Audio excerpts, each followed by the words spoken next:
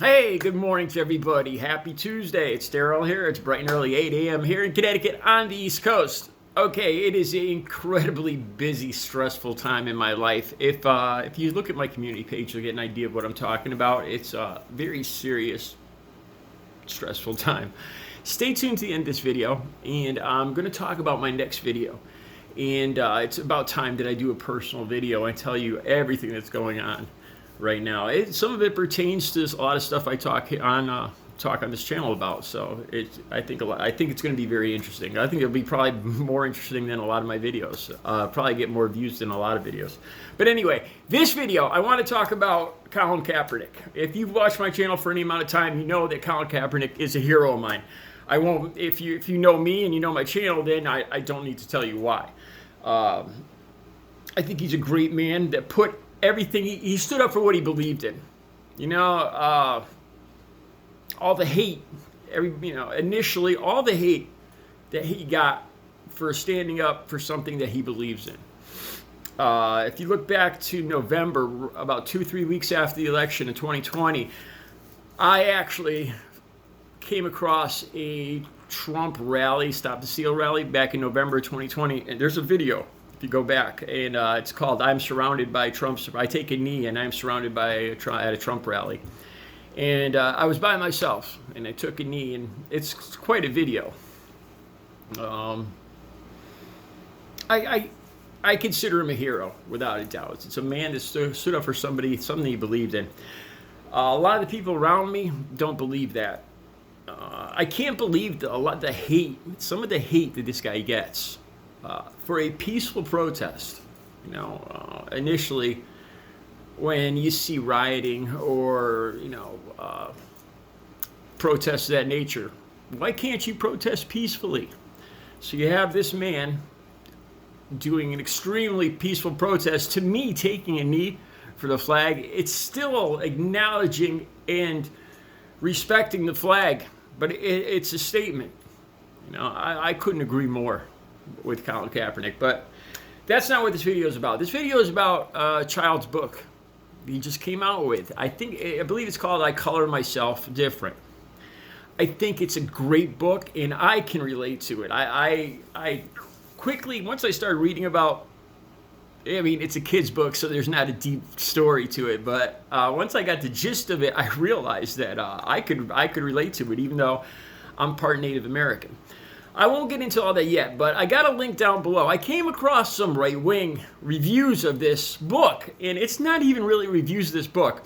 Like I said, the links will be down below. I believe it's a very far-right channel called MRC Culture, Newsbusters, or something like that. I can't get the name of it straight, but the link's down below. And the hate that they throw on Colin Kaepernick, I can't even say here what they call him. They call him a Marxist and a Marxist. That's a new one for me. I did not know that Colin Kaepernick is a Marxist. Once again, if you've seen some of my past videos lately, that's one of the key words that Republicans and conservatives and Trump supporters are throwing around constantly. Wokeism, and Marxism. They're boogeymen. That you'll see that everywhere. Fox News, Newsmax, everywhere. That's what they are all screaming about right now. Anyway, they're calling Colin Kaepernick BLM, Marxist, and then I can't even repeat some of the other stuff. The hate that they throw on this man is unbelievable. They go on to insult his career as a football player and his writing career.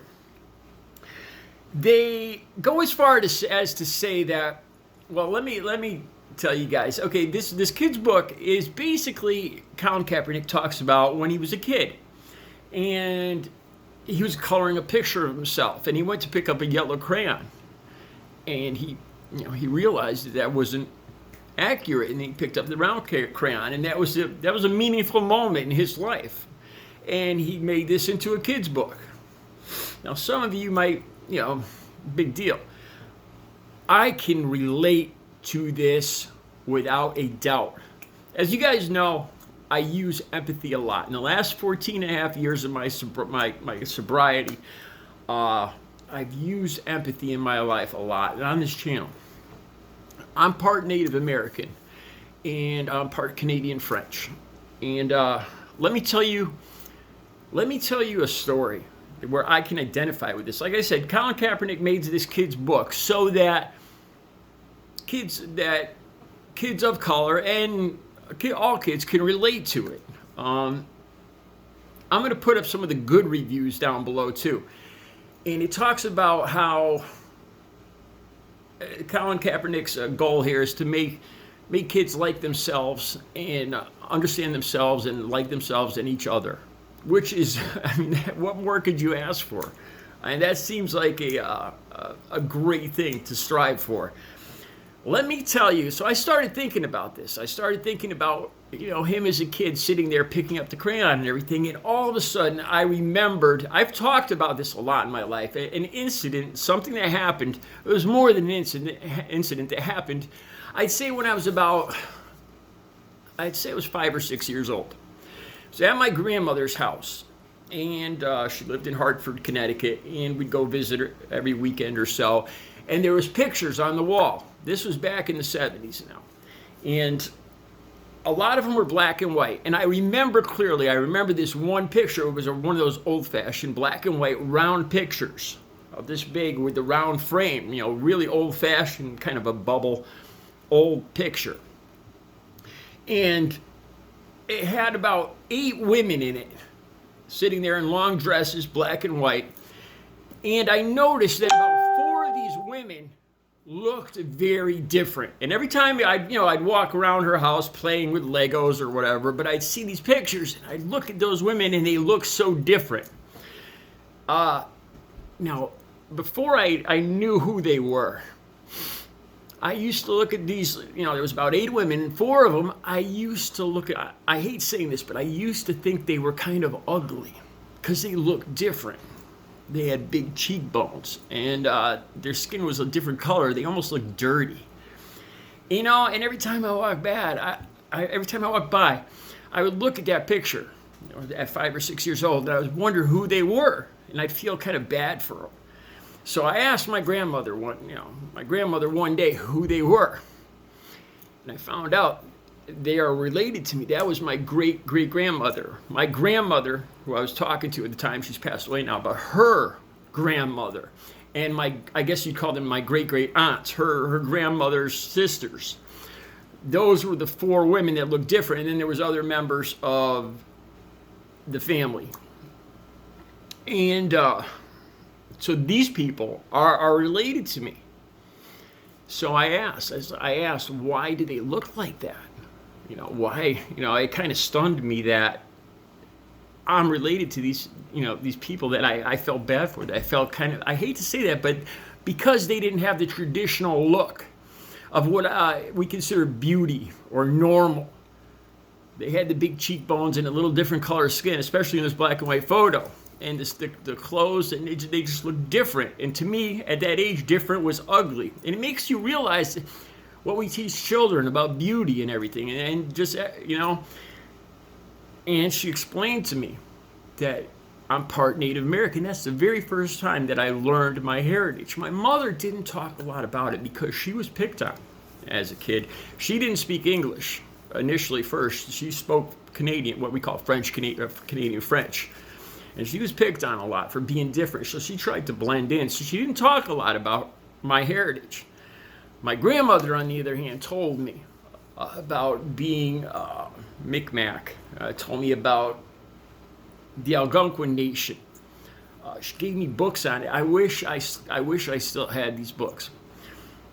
But I remember going from feeling bad and kind of grossed out by these women to feeling proud. The more I read about Native Americans and where I came from, I was amazed. And I became very proud and confident and happy with who I was, that part of me. I'll mention one other time, too. A couple other times as I was growing up, I was about 14 or 15, I was dating a couple different girls. And I remember this one girl, I was with my family in Kmart. And I saw the girl that I was dating with her family. And we waved to each other. Later on, I talked to her on the phone. And she said, my mom says you look weird. Are you Puerto Rican? And I had another friend of mine, one of the guys I used to hang out with when I was a kid, asked the same thing. Is Daryl Puerto Rican? Now, there's nothing wrong with being Spanish or Puerto Rican, but I'm not Spanish, I'm not Puerto Rican, I'm not Italian. But they made me feel like I looked different. You know, I never felt different, but until people said stuff like that. That one time when I talked to my grandmother, she told me about being Native American. It made me feel so proud of who I was.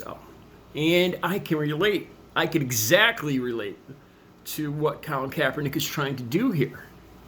You know, I think there's probably a lot of kids of color, different nationalities that are growing up here in America, and they're a minority. And when they see themselves in the mirror, they might see themselves as ugly because they don't understand why they look different.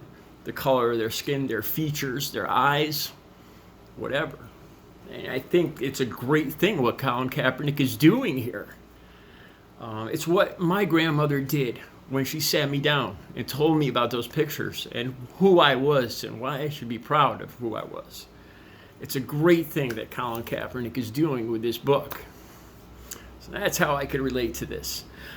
All right, that's about, like I said, the links will be down below. And I can't believe what these right-wing, the hate that they're throwing on Colin Kaepernick. They go as far as to say that Martin Luther King wouldn't approve of it, I believe, if you read the article down below. And they compare Colin Kaepernick's book to CRT in the fact that what they're implying is that Colin Kaepernick shouldn't be pointing out the differences in color, that we should all just not see color. And I guess that's what they're trying to say. But they link Kaepernick's child's book to CRT, of course, which is another one of their boogeymen. To me, it's a great book. It's a great book. Like the story I just told you, I can imagine how this is going to affect kids and how it's going to give them a sense of who they are, which is important. You got to like yourself, but you got to love yourself before you can love other people. If there was more of that, we'd have less problems out there with these Karens and these racial incidents today. I really, truly believe that. Once you love yourself and know who you are, it's a lot harder to hate other people.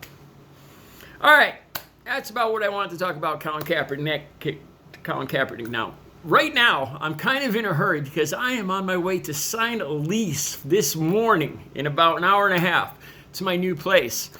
After that lease is signed, I've got so much to tell you guys about what I've been through in the last month.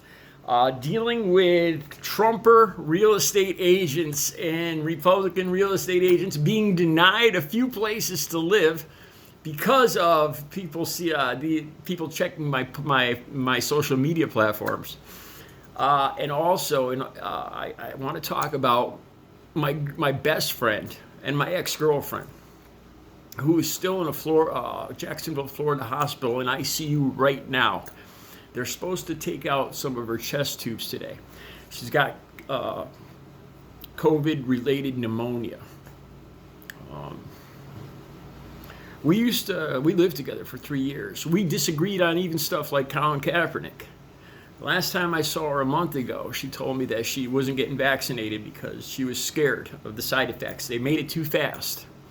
She went down to Jacksonville. She moved there. That was her dream, to move to Florida. She moved there from here after we broke up about a year ago, but we're still best friends.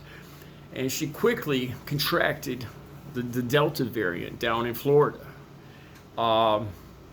She's so bad that I've been praying for her every night. I'm in contact with her family, and I can't even tell you. I had no idea the hell that these people go through in ICU. That they can't see their family.